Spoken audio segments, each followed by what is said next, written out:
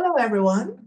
Thank you very much for joining today, our webinar, International Full-Time MBA Tips and Tricks from the Admissions Director. My name is Carrie. It's happy to see so many attendants entering the room, attending this session. While we are waiting for everyone to settle in the room, I'm really curious about where you're from. It also may show the diversity of the class. So if you can, please maybe put down where you are in terms of country or city in the chat box so then we'll know where our attendees are coming from today. So first one, wow, a lot of people sending message already. I have to catch up. India, greetings from Lithuania. I'm not going to talk about the repetition, okay? Costa Rica, Egypt, Philippines, Mexico, must be early. Indonesia, the Netherlands, hey, my Dutch friend, Saudi Arabia, Lagos, many different continents, the UAE, Thailand, Chinese working in Unskater in the East, Ethiopia, what else? South Africa, Greece, Sri Lanka, Shanghai. Wow, there are so many of you from so many different cities. So welcome all. Thank you very much once again that you are joining us today. My name is Carrie, and together with me, we have our admissions director, Vasileios here. Before we start, I'm going to go through a little bit of a housekeeping with you. We are going to record this session. So don't worry, your name or anything won't be displaced in our recording, so your privacy is protected. And we will send the recording once it is ready to everyone who has registered to this event today. If you have any questions, I'm sure you have a lot, please put down in the Q&A box. So we will monitor the Q&A box and pick up some questions during the presentation and at the end of it. So the chat box is not necessary. It's not used for Q&A, but please use the Q&A box so that we can collect all the questions there. So my name is Carrie, as I mentioned. I am the Recruitment and Admissions Manager of the full-time MBA program here in RSM. And I have been in the MBA recruitment for around 15 years now, originally from Hong Kong. Before that, I was in the banking and real estate industry, but I find it way more meaningful to be in higher education. Together with me, we are very honored to have Mr. Vasileios Zaravellas, Director of MBA Recruitment Admissions today, to talk about his insights about the application to the MBA program here in RSM. Vasileios, would you like to tell us a little bit more about you? Great, fantastic. Thank you so much, Gary. Very good afternoon, good morning, good evening, depending on where you're from and where you're based. I saw quite a few countries listed already. So great pleasure to be here with you today, together with my colleague, Carrie. My name is Vasileios, and I'm the Director of MBA Recruitment Admissions. I'm pretty much responsible overseeing the admissions and recruitment across the entire MBA portfolio. Today, we'll be discussing in particular about an international full-time MBA program, and I will try to give you any of my insights, tips, different advice when you're looking to apply for an international full-time MBA program. I'm originally from Greece. However, I spent the last 17 years in the Netherlands. And I've been with RSM now for almost 11 years. Similar to Carrie, I've been working within the higher education industry for the past 15 plus years. And I've been in this role now for a number of years. So I'm really, really excited to be here with you today and to share my experience and my knowledge with all of you. So please use the Q&A box for any questions. We're going to try our best to try and answering those throughout the whole webinar and, of course, at the end. So thank you. Thank you so much, Vasileios. Let's take a look at what we are going to talk about today. First of all, we are going to talk about the application process and the admissions requirement of the full-time MBA program. We'll also introduce you the relatively new alternatives, the BAT, Business Admissions Test, as a GMAT alternatives. We are also going to talk about the different elements of the application, like the essay and the career assessment, interview, etc. Then we will focus a little bit on the financial options, how to fund your MBA, which I'm sure it is a big topic among candidates. And then last but not least, we will have a discussion about are you a good fit? How to become or show yourself as a strong candidate to the MBA application. And then at the end, we'll have your Q&A. So let's get started. I'm sure there are many questions from you. For example, what are the admissions requirements? And when are you ready? When should you apply? What kind of documents should you prepare? How to prepare? And when should you submit them? And then the other like online application. So first of all, let's take a look at the admissions requirement. So this is also shown in our website.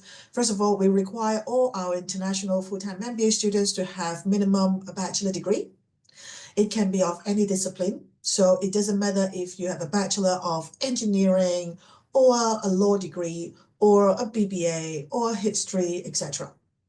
Then you will need to have at least 3 years postgraduate full-time working experience. That means experience after your graduation. And then you will also need to provide academic capability, for example, a GMAT or GRE test, or attempt to our BAT. We will, for now, we are not requiring English proficiency test. Of course, it is subject to change. If there's any change in government measure, we will have to comply. But for now, we don't need that. During our application process, we'll also take a look at your global mindset, your soft skills, different kind of leadership potentials that you can show during not only in the application documents, but also other procedures like the career assessment or the admissions interview. Vasileios, do you have something to add here? Great, thank you, Carrie. No, indeed, these are like on paper, like the criteria that we're looking for and the requirements in order for somebody to be able to apply. During the webinar, and of course, we'll be able to share things that you're not able to see here on the main requirements in the sense, okay, yes, we're looking into the 3 years of experience. I have 2.5 years. Can I qualify? So we're going to be answering those sort of questions, or we're going to be giving you more insights into those things and into these areas. What does it mean? We're going to elaborate a bit more on the soft skills. And of course, somebody who's looking to do an MBA, he or she is looking to advance those skills. And nobody is perfect, otherwise you won't even be here today to attend this webinar to see, okay, why should I do an MBA? And what could I potentially be gaining from the MBA? So we'll be talking a little bit more in detail about all these different requirements, and I'm more than happy to try and answer any more detailed questions on those. Understand. And there is a quick question regarding the degree. Is a bachelor degree recognized by WES sufficient, or is it necessary to submit a GMAT or a BAT report as well? I think maybe we are talking about different things, because bachelor degree is required anyway, and the GMAT or GRE or the BAT is another element. So they are two different things. Your bachelor degree or a bachelor plus master or bachelor plus master plus PhD is your academic qualification that you need to show. And then the GMAT or GRE, let's call it GMAT for now. GMAT is another part of it. So you will need to have both parts. So a bachelor degree and the GMAT or the alternatives. So I hope we answer your question.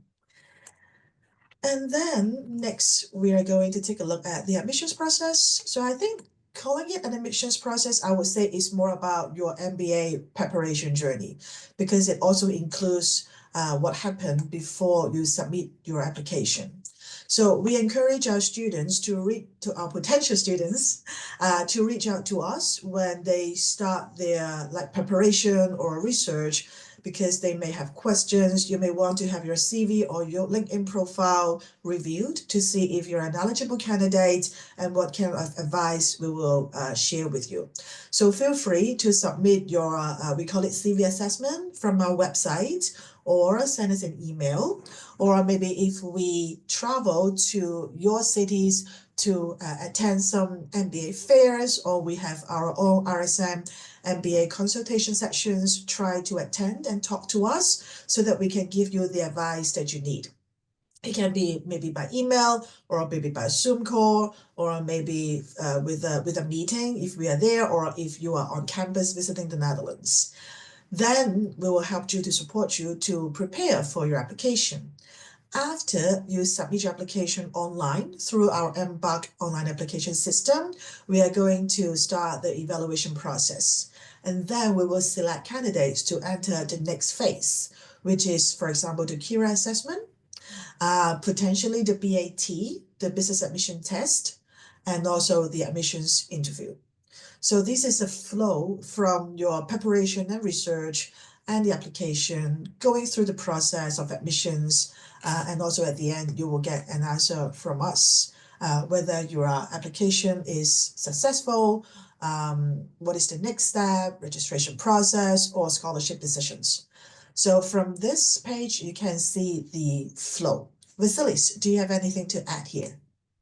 Again, as Gary mentioned, this is the flow of the whole application process until you get to the decision. After today's webinar, of course, you'll have the chance and the opportunity to discuss in more detail with your admissions managers so they can walk you through the whole process once again. And of course, they will be there to support you throughout the whole process. So again, this is just a picture. This is just a snapshot of how the application, the whole process, it's going to look like. Thank you so much, Vasilis. And then we are also going to share with you our recently introduced test, the business admissions test. We call it the BAT as an alternative of the GMAT or GRE test. Vasilis, would you introduce this to our candidates today? Yeah, of course. No, thank you, Carrie. Indeed. So the BAT was first introduced last year in last year's cycle. So this is the second year that we are going to run it for the full year. And it's basically an alternative to the GMAT or the GRE, right? We do require a standardized test. So the candidate can select to provide us either with a GMAT or GRE. There's no preference for one over the other. And I also saw there are quite a few questions here about the GMAT scores and everything else. So we're going to answer those at the end. However, we offer these alternative. This is a 2-hour online test. It's basically designed to assess the academic aptitude across 4 sections. Each section will be lasting for 30 minutes. It's fully online. And you don't need to do it at the specific time slot because you're not going to be having like a live proctoring. However, when you do take the test, your camera needs to be always on because the whole recording is going to be audited by the provider of the test afterwards. So in case there are any instances of people trying to cheat or people trying to do something that they shouldn't be doing, then this is going to be flagged to us. There are, of course, some a little bit different eligibility criteria for the BAT. So we do ask people to have an academic quantitative background. Minimum, of course, is the bachelor's, because again, the bachelor's, it is a main requirement for the MBA application. So we're looking for people who do have a bachelor's degree in areas like business, engineering, finance, or sciences, or that they can prove that they have acquired a very strong quantitative skill set from their working experience, right? The difference between the GMAT, GRE, and the BAT in the process is the following. When you decide to apply for it with a GMAT or GRE, because not every school is accepting the BAT, or a lot of different schools where they will only accept the GMAT or GRE, sometimes candidates apply with the GMAT or the GRE test. So this is coming at the time of your application. The difference with the BAT is that you first need to submit your application, and then we will administer the test to you. Before you apply, you can already check with your admissions manager whether you will be eligible to take the BAT instead. So there won't be any surprises coming your way. So therefore, you know you already have received the green light that you are qualified to do the BAT. So you submit your application, and then we will administer the test to you. There was a question if there's a fee for the BAT. The fee for the BAT is covered by us, so the candidate will not need to pay anything extra to do the test. For more information, of course, you can check on the website, and of course, the admissions managers will be able to share more information around it. Thank you so much, Vasileios. I must say that I do see candidates really welcoming this BAT test. I think the general feedback that it is not necessarily an easier test, but it is less stressful because we will give you a certain time period for you to attend the test. So you can choose the time of the day or the day of the week that you are well rested, you are not distracted, and you feel relaxed enough, not too nervous to take the test. So this is something that we are really happy to see. While you are maybe thinking about the intake, so our intake is going to be January 2026. We have started our current class already this year. So the next class that you can apply earliest is January 2026. And on the screen now, you can see that we have 6 application rounds, closing almost every 2 months. The next application round is closing on the 11th of February. And then afterwards is April, June, August, October, with the final deadline November. I wouldn't suggest students to apply very late. As soon as you're ready, of course, having a discussion with us first, if you're ready, and then I was explain to students that they should apply as soon as possible. There are several benefits to that, and I think one of them is really the housing, because then maybe if you are sooner apply to the program, then it will be easier for you to arrange your housing later on when you come to the Netherlands. Vasileios, do you have something to elaborate on these application rounds? Yes, I do. Thank you, Carrie. There was also a question regarding the online applications portal. So for now, the new cycle is going to open up soon because I know there are quite a few people who are eager to apply for the 11th of February round. So the system will be up and running in the next few days.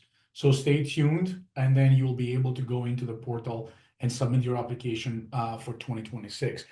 Indeed, one of the questions that we always receive is that when should I apply? And I always say whenever you're ready, as Carrie mentioned, when you feel like, okay, this is the right moment for me to do an MBA. So when you have gathered all the required documents, you're ready to move forward, just talk to us. And as I said before, the admissions managers will be able to help you throughout the whole process. You need to apply for within those one of these rounds. Outside of the housing, indeed, because not only the Netherlands, but throughout the whole European continent, a lot of countries, they do experience housing sorting.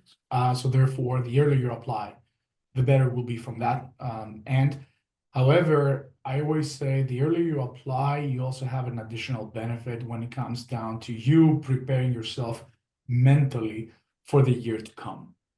Doing an MBA, it's quite an amazing experience. I'm an MBA graduate myself, so coming from that angle, I can tell you it had been an amazing experience, a very transformative experience. And of course, with any change that comes to your life, you add stress, the uncertainty, you're going to be moving countries. So there are a lot of different things that you need to prepare yourself mentally for as well. So the earlier you have that answer in your hand and you're like, okay, you know what, I made the commitment, I'm going to go do my MBA, the easier could potentially become for you as well to sort out things back home with your work. Because again, the full-time MBA program, it is a program addressed to working professionals like yourselves. So you sort out things with work, with your family, with your friends, and you give yourself the adequate time that you need to be ready to come over. I always say you will never be 100% ready, because it's only when reality hits you that you actually start embracing it, right? But give yourselves the time. Don't get me wrong, we still have quite a few candidates applying later in the year. That's always that always happens and it's always normal. But I also advise people who do need a student visa to avoid applying on the November round. As Kari showed you earlier, we have the whole application cycle, the process. Depending on the time, it can take anywhere between 4 to 6 weeks. Of course, we are also always trying to our best to shorten timings. However, with the November round, things are becoming quite pressing with time. So I always advise people to use the October round as the last round in case you do require a visa. Thank you so much, Vasileios. We have a couple of questions from the Q&A box about the online application system. While I have been answering individually, so maybe we can also talk about it. I think many of you noticed that in our current online application portal, MBA, it is still showing the 2025 intake and the application rounds for last year's deadline. Very soon, we are going to refresh the system, hopefully this week, or at least these couple of weeks, and then it will show the application rounds, the deadline for this year, for the January 2026 cohort. So if you have doubts, I hope we answer your questions. In the meantime, you can still fill in the application and upload your documents there. They will be saved in the system. And then when we refresh the system, they will be carried forward as well. So you shouldn't lose your documents uploaded there. And then when it is like, when the system is refreshed, you can submit it anytime. All right. We also have some questions about GMAT. Well, we will talk about it later on. And then there is also another questions about the official GMAT or GRE score. Do candidates need to send them when they submit the application, or can they send it later on at a later stage? Vasileios, would you like to take this question? Yes. For the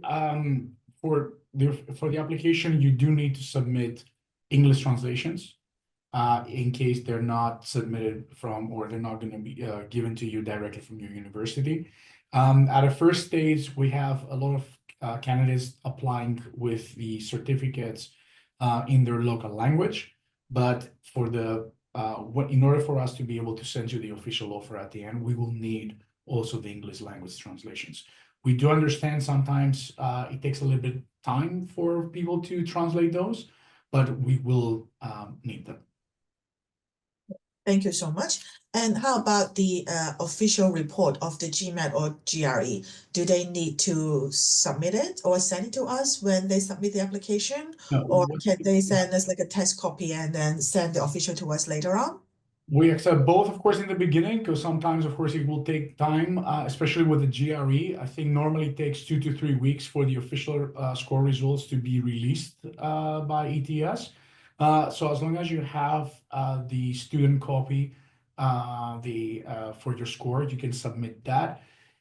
You can also, when you take the test, you can put in the school code in order for us to be able to go into the system and access the official score reports later on. So you can do that when you take the test, but indeed also for to finalize your offer, we will need also the official score copy. Okay, thank you so much. Well, we still have a lot of questions, but let's move to the next part first, and then we will pick up the questions in the Q&A box later on, okay? So then after the application round, let's talk about the application elements, including the essay and also the Kira. So with the essay, when you log into the online application system, okay, if you don't have an account yet, please register.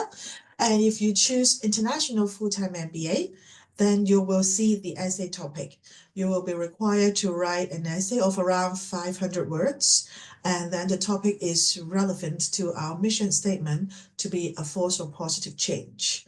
So I would suggest you not to write too much over the, or too little around the 500, right? 500 or plus or minus 10%, that will make your essays precise. You can choose one of the two to answer. So basically, it's really about how you have your insight about being a force of positive change. Have you done anything about it? What is your plan, or how the MBA of RSM can assist you to become a force of positive change? The other element, so this essay topic, you need to write this essay before you submit the application, because this is part of the document. The other elements is the Kira assessment. So the Kira assessment, on the other hand, is after you submit your application. So when you are doing your application, you prepare your CV, your transcripts, your degree, your essay, your recommendation, etc. And then you pay and you submit. And then we do the evaluation, and then we'll invite you to select the candidates to attend, first of all, a Kira assessment, which is like an online assessment in a timely manner, 3 questions, 2 in a video format, 1 is a written task. So these are the different parts of the application elements that we want to highlight. And Vasileios, do you want to elaborate on them? Sure. Just to start off with the essay, yeah, the topics are pretty clear. They are both linked to our mission as a school. I always say to people, be honest and true to yourselves when you're writing one or the other. We're not there. If you choose the first topic, for example, how have you already been a force of positive change, right? A lot of times people ask me, should I write something small, big, And I always say, as long as it's true and you've done it, you can write it, and it can be something relatively small according to you, or something big. Maybe what you did, it did impact your entire community or your country, great, but it can be something that it impacted one person. That's still part of our mission. You were able to bring a positive change to someone's life. So again, doesn't matter, big or small, as long as it's something that you've done yourselves, and as long as you're honest about it.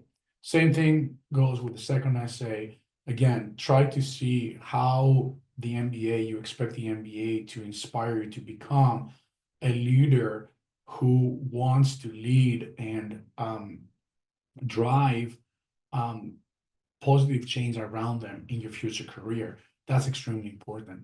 On the Kira assessment, because again, people are, a lot of times they get a little bit nervous when they get the assessment.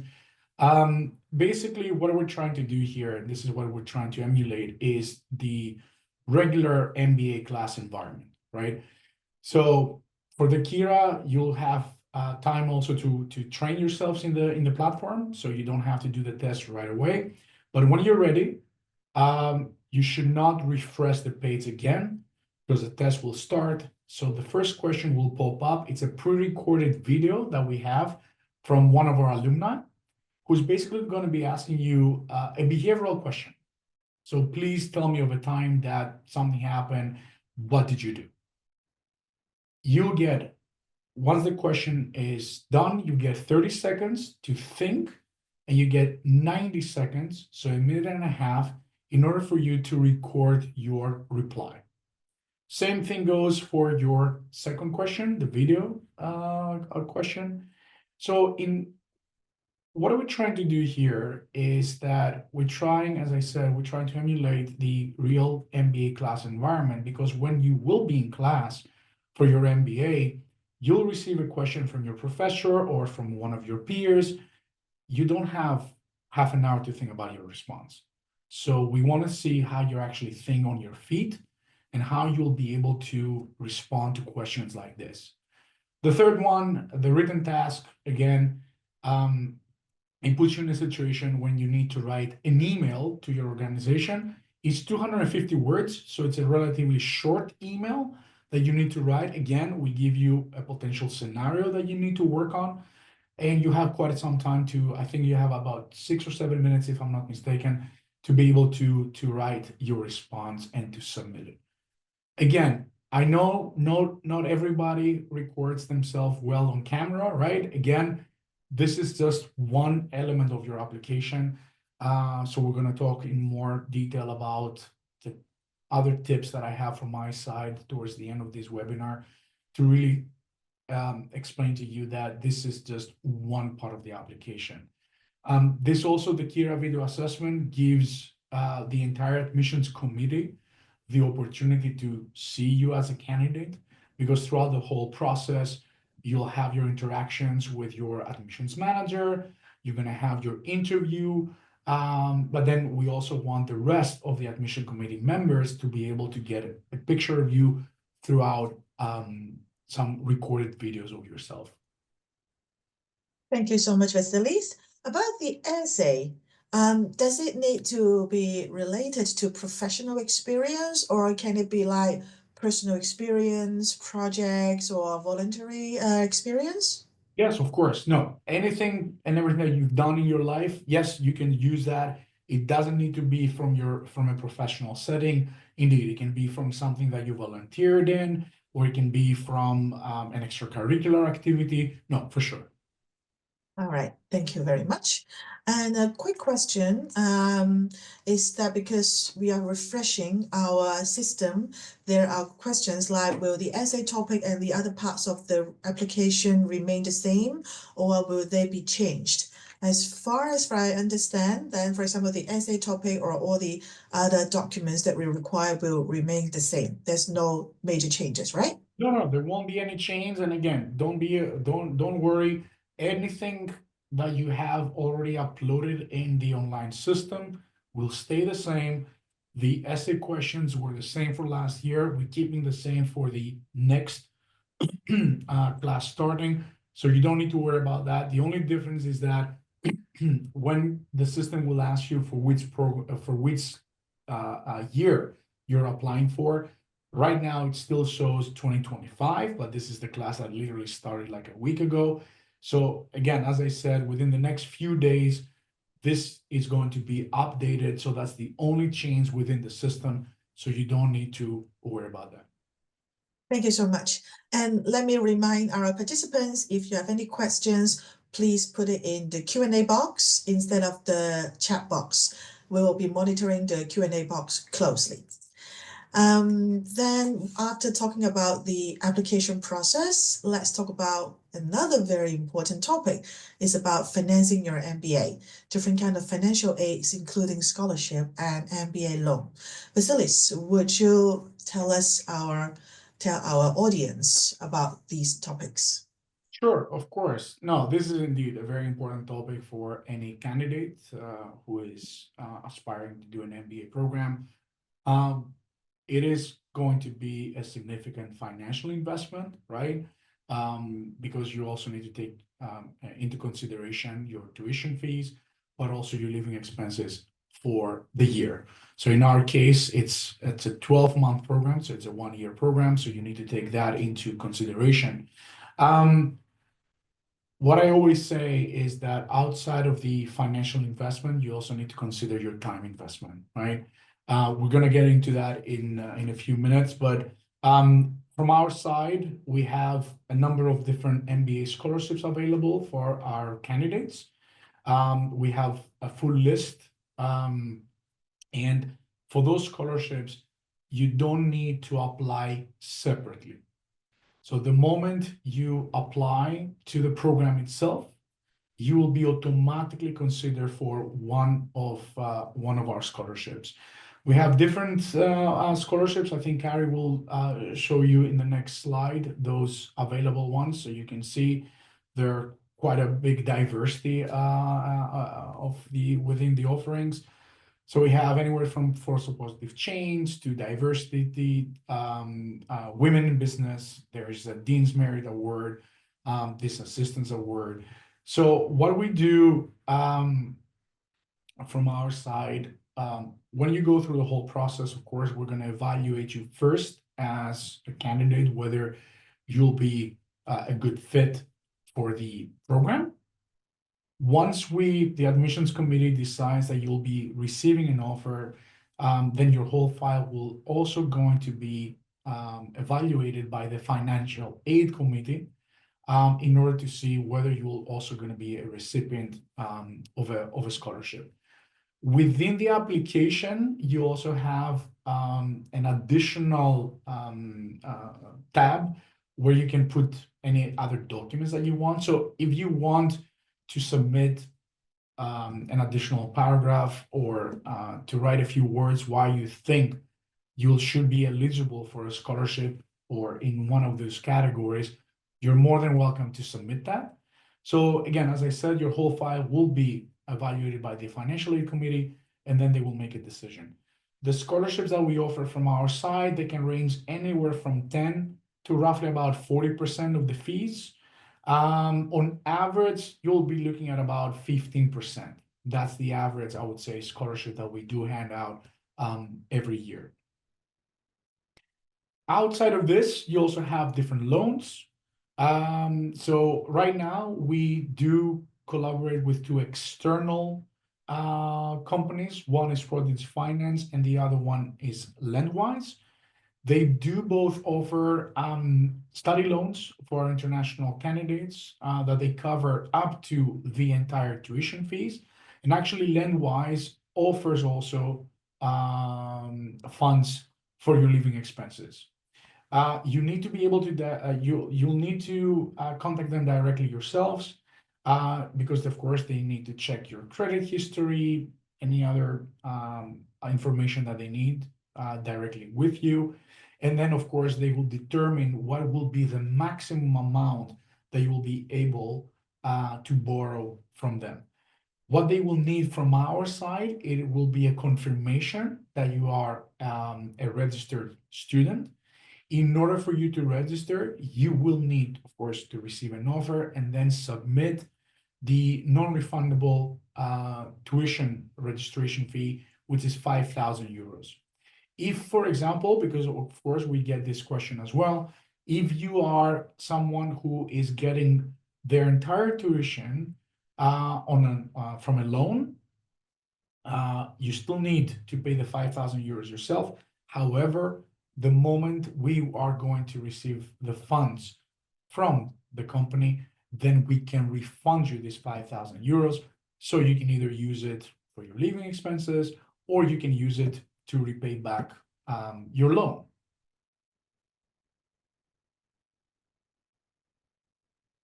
Thank you so much, Vasileios. And I have also put a link of the page about fees, finances, and also financial aid in the chat box. I hope everyone can see it. So if you want to really read into details, then you can refer to this page. So then the next one, the next topic is really about anything that is not really written in our website, but they can help you to show that you're a strong candidate when you apply to our MBA program. What we always say among schools, a good fit. Are you a good fit? Or how do you become a good fit and how to show it to us to enhance your chance of a successful application? We talk about tips and tricks, right? So Vasileios, would you share with us what are the things that are not written on the website, but we would really like to see from our candidates, and how do they show it? Sure. Yeah, no, that's a very good question. And of course, as I mentioned in the beginning of the webinar, there are quite a few things that you cannot really read on a website. From my side, and I think from our side, when we evaluate a candidate, we're looking at three major areas, right? The first one being your academic achievements, right? So we're going to take a deep look into your undergraduate or graduate degrees, your grades, what have you achieved on an academic level, your GMAT, GRE, or PAT. Now, of course, a lot of times I get the question, yes, I did my bachelor's 10 years ago. This is something I cannot really change. So yeah, my GPA was this. That's absolutely fine. What you need to think of is that your academic background will show us how strong or not your quantitative skill set is, because I can guarantee you the MBA will definitely require you to have a solid quant background. It's very important. You have a lot of courses in finance, in accounting, in strategy, where you need to be able to work with numbers. Now, if you don't have that background, are you still able to do an MBA? Of course. And every year we have a diverse group of students that they come in without this background. However, still through a GMAT or GRE, we're able to see where their level is at in order for them to be able to work well and to be academically successful within the program. Because let's not forget, this is still an academic degree. I always ask questions around your academic achievements. So sometimes somebody their GPA might be lower. So for me, I will ask the question, okay, tell me a little bit about your study life. All right. What did you do during your years? Because again, most of the times on average, a full-time MBA student is going to be about 30, 31 years old. So that you graduated from your bachelor's, like let's say about 8, 10 years ago. So back then, maybe you worked part-time, maybe you wanted to have a little bit more of a good time. It's all right. As long as you can back up your stories and as long as you can say what happened, that's what we're looking for. And this also gives us a better insight about how you're able to go back in time and really reflect on the things that you did or on the things that you didn't. The second element that we're going to be looking into is your professional background. Okay. What have you been doing in your career? Not just about the years of experience, because I know there are a few questions. Okay, do I need the 3 years? It's a little bit less. Okay, I've been working for the past 15. What should I do? Again, we're going to have the discussion and we're going to try to figure out what exactly you have been doing in your professional career so far, your achievements, your development. Do you have international working experience? Have you worked with different diverse teams, cultural backgrounds, differences in functions?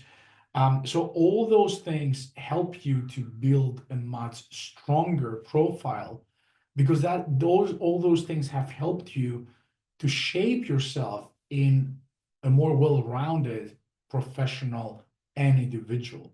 So these are the things we're going to be looking from the professional background.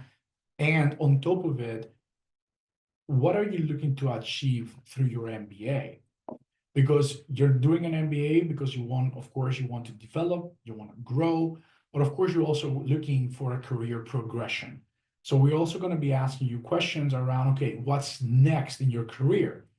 And we're going to try and see how we're going to be able to help you from our side in the program to potentially achieve those goals.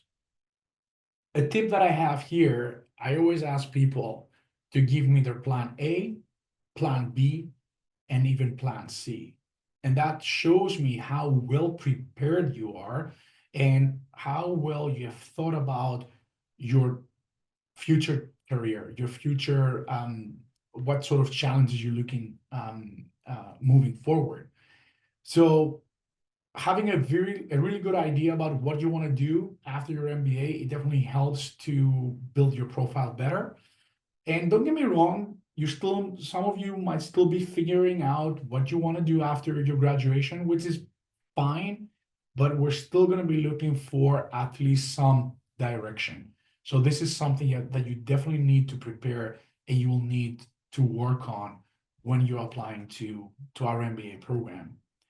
And the last element, and I think a very important one, is really who you are as people, right? Soft skills. This is extremely important.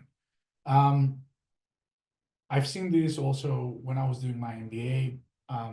Having, of course, a strong hard skill set is quite important, sure. But this is something that you can also learn and you can work on, right? Having a set of soft skills, it will help you in the MBA. It will help you in your future career. And also from our side, we're here to help you develop more and to work on those skills. But we still want from our side to be able to see, okay, how well do you work in teams? Empathy, extremely important, right? Being able to self-reflect. And I'm not saying we're looking at people who are already at 90% and more. No, we're going to take all these elements and we're going to try to figure out who you really are. And that's why also through your application, you need to submit references. So that's where we also see from other people's views, like who you are and what they can say about you. So the third element about who you really are is extremely important. And again, I always say another tip from my side, be true to yourselves, all right?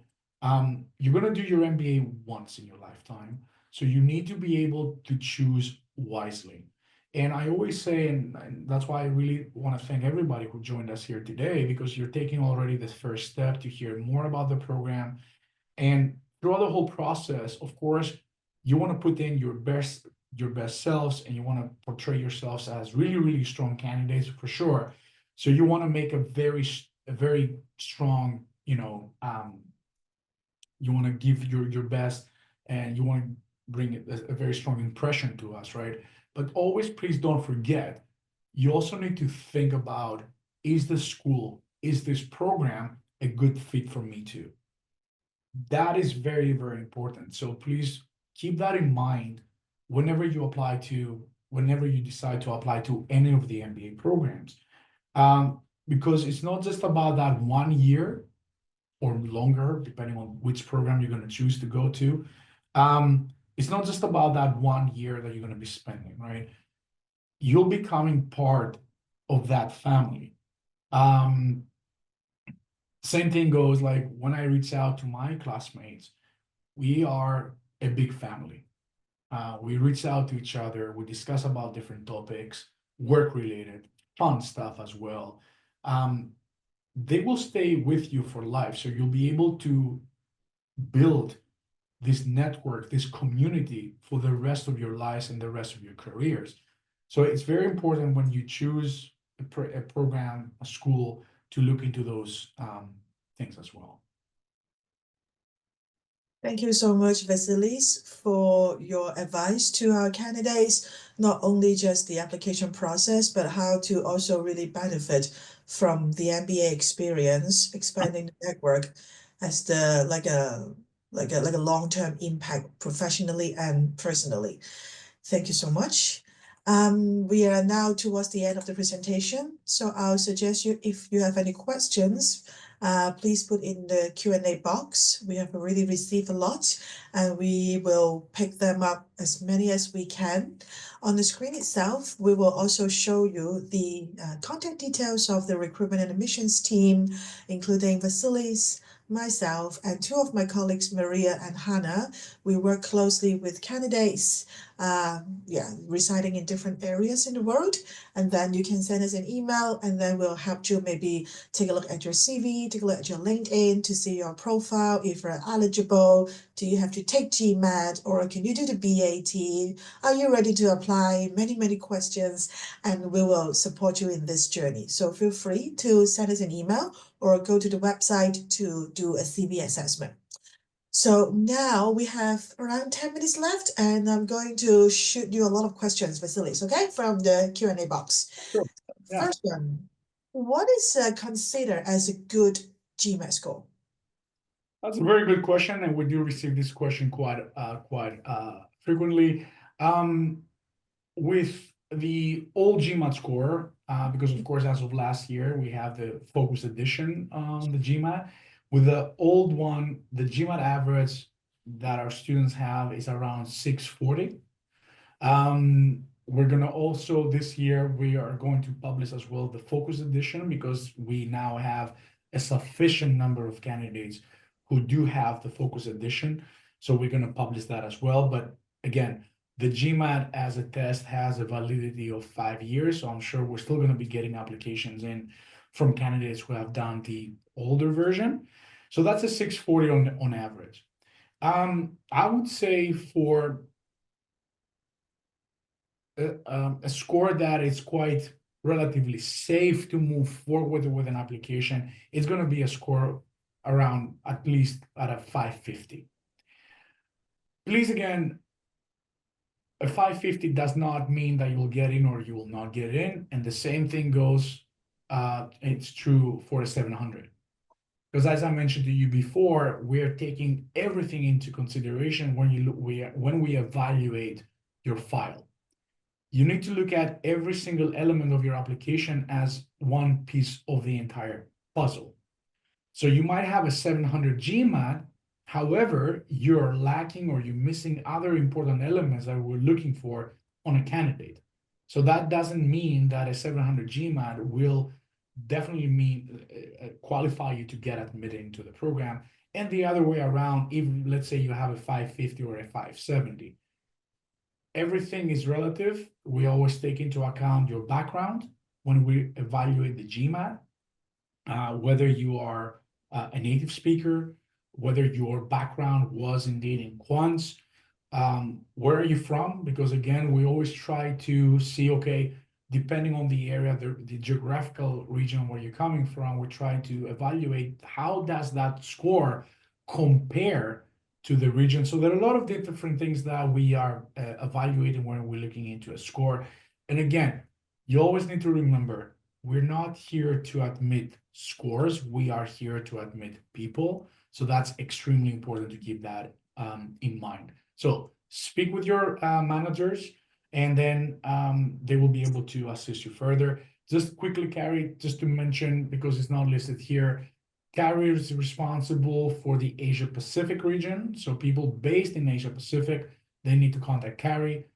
Maria is responsible for the Americas, so North, Central, and South. And Hannah is responsible for the EMEA, so Europe, Middle East, and Africa. Thank you so much for clarifying, Vasileios. And indeed, according to where you are based, not where you're from. So you can be an expat based in another country. So it's according to where you are based at the moment, you can contact us respectively. The next question I have is, I really like this question. It's about AI use in essay. So how do we as a school view the use of AI to refine, for example, the essay submitted in the application? Will it be looked down upon, or does it impact the application negatively? Yeah, that's a very good question, and of course nowadays that AI is all around. Also, as a school, from when you are a student, there are specific guidelines on the usage of AI. So let me put it this way: if you go into ChatGPT and you type in, "Please write an essay on this topic," that's completely not your essay, right? If you write the essay yourself and you ask an AI tool to make it look a little bit better, especially when it comes down to grammar and to enhance a little bit, again, you need to be mindful that the work at the end of the day, it has to be yours, all right? And this is something that will be happening also within the program, okay? AI tools are out there to help us, so please don't get me wrong. I mean, you can use them, but please remember, it always needs to be your own work and your own ideas, all right? And I do understand that for a lot of people who might not be native English speakers, they might have some troubles or they might have some issues like expressing themselves. Still, as I mentioned to you earlier, just be true to yourselves. Just be honest about who you are. It's okay. So again, you can use it, but please remember, it needs to be your own work. If you want to enhance it in some places, sure. However, please keep that in mind. Thank you so much, Vasileios. And then another question is about volunteer work, like NGO. Do they count as working experience? Yeah, of course. Yeah, we can definitely be counted as professional working experience, right? We do have year over year, we have people coming in from NGOs, right? So that's yeah, that's absolutely fine. So yeah, we definitely accept that. Cool, thank you.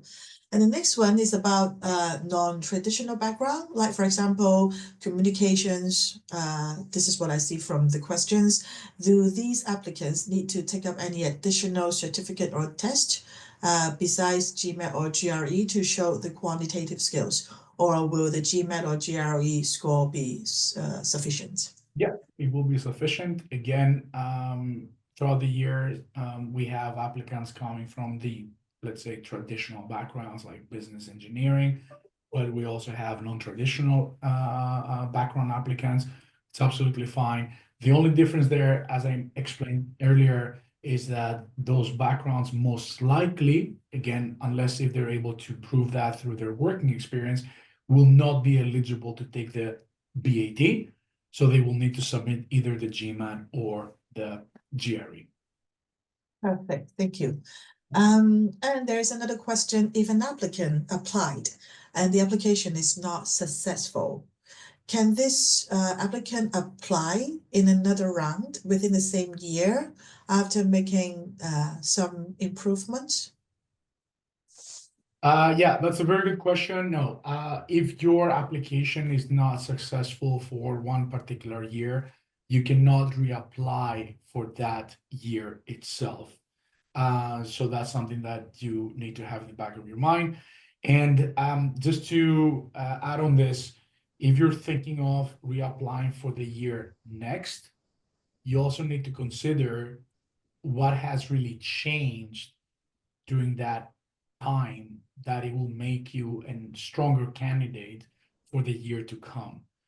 So that's something that you also need to keep in mind. We do accept reapplicants, right, for the next year or years, right? However, you also need to consider, okay, when you look into your application and you decide to reapply, and when you compare those two, apart from that additional maybe 6-7 months of additional professional experience, what else has really changed that you think it will make now your application to stand out? Thank you. The next question is about a gap year in the CV. This question comes, how do we see this kind of breaks? For example, if the break is due to pursuing a difficult goal and it didn't really work out for multiple reasons.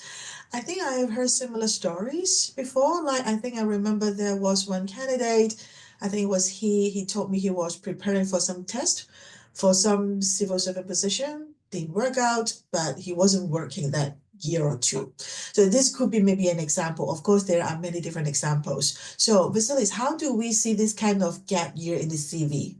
Yeah. Again, as I mentioned earlier about the academic background, like for example, if you didn't perform well, I will not ask you, why did you fail? No, I will ask, okay, so tell me a little bit about more what was going on during your university years. So similar to this, I'm gonna ask, so I see here in your CV there's 1 year of a gap. Sometimes people do include what they were doing during that year. So for example, somebody took a sabbatical and they went 1 year traveling the world. Okay, great. So they do list it. So in case you don't, I will ask, okay, so can you elaborate a little bit more? What were you doing during this year, right? In order for me to understand and to see, okay, what was going on. Also something important to consider, and I see this a lot of times with candidates, they decide to resign from their jobs and focus solely on their MBA applications. And they decide to do that 6, 7, sometimes a whole year before the program starts. Again, it's your personal choice. However, you also need to consider the following. First off, if things don't work out and you don't get into your MBA or the desired MBA program, then you've left the job and then you really need to think about, okay, what am I going to do now? Secondly, you also need to consider the following. You will be out of the workforce for a year plus the 1 year of the MBA, and that is 2 years' time. So this is something that you also need to take into account because the MBA is going to prepare you, helps you for your next career step, but your future employer would also like to see outside of the MBA what you were doing before. So again, try to be mindful of those things, but also try to have, like, again, an honest story on what caused you to be out for that 1 year. All right. That's very, very important. And also you need to think about, okay, when was that year? So I graduated 10 years ago from my bachelor's. I worked for a year and then I took a year off and I traveled the world. And then I went back to work and I've been continuing, I've been working ever since. Okay, this is different compared to having a gap year at a later stage at a more experienced level. That was like, let's say 2 years ago or a year ago. So All right. every case is different. But again, let's discuss about that. Yeah, thank you. I'm very much aware of our time, and now it is 1 hour since we have started our webinar. We will take maybe a few more minutes to answer a couple more questions. So participants, you're very welcome to stay if your schedule allow, or not, then you can also receive the recording afterwards. Maybe another important question is, how can applicants prepare for the Kira assessment? The training, the platform itself, it allows you to train on different videos, so you can see how you do there. Do that. Again, try to think of those questions as normal behavioral questions that you will be receiving on an interview, right? So that's something that you need to keep in mind. And this is going to be the style also of the questioning. The difference here, though, is, again, a camera will pop up and it will start recording you. So I know for quite a few of you, it can be, it can be quite stressful. Again, you'll be fine. All right. Thank you very much.